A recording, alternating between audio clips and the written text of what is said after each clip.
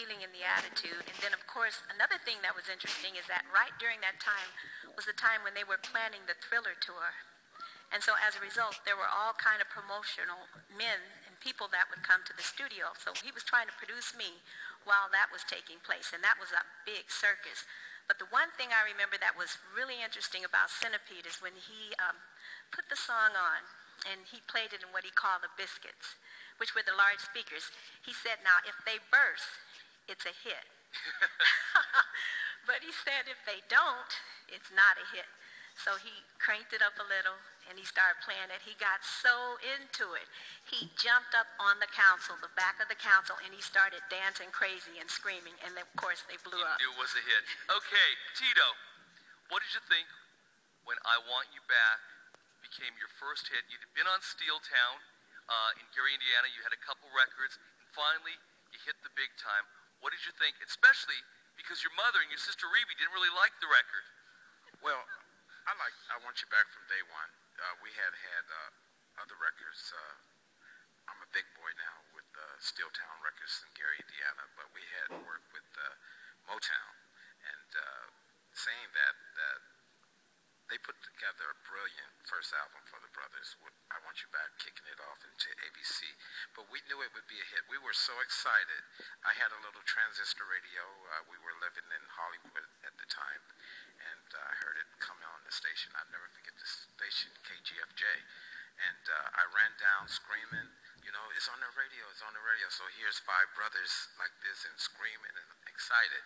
Because we knew with our first record, Big Boy, Steel Town Records was only so big. It was a local record company. And by being in the hands of Motown, we knew we're international. And it was a success. And justifiably so. Great record.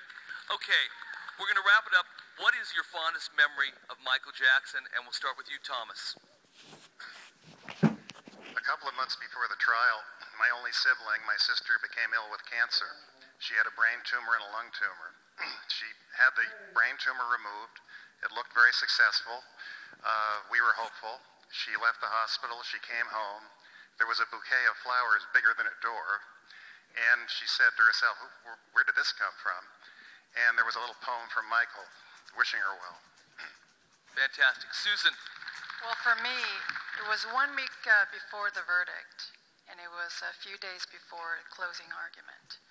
Michael looked at me and said, this is, before, we even found out what, he was going to be acquitted of all charges. He looked at me and said, Susie, he used to call me Susie all the time. Remember, we're spending 10, 12 hours a day, 5 months, 5 days a week. And he said, Susie, I just want to tell you how grateful I am to God and to my family for having found you and Tom. That was the best thing that ever happened to me. I just want to thank you so much for everything you've done. So I'll never forget that. Fantastic. Tito? Well, after the case in Santa Barbara, my brother and I and my mom rode together in that same vehicle, and he said, Tito, out of all these years, I've never done anything for you. I've never given you anything, and I have a present for you. I said, really, Michael? What is it? He said, I'll show you. So we pull up into Neverland, and we get out the car. He said, come on, let me show you your present. And he said, there it is. We walked to the garage. He goes, there it is. And then in the garage was 2 Bentleys. And I said, what, Michael? I didn't think he was meaning the cars. I said, what? He said, the Bentleys. Choose one. You can have any one you want. True story. And I said, Michael, I don't want to take your car. He said, but I got 2 and I got 5 more.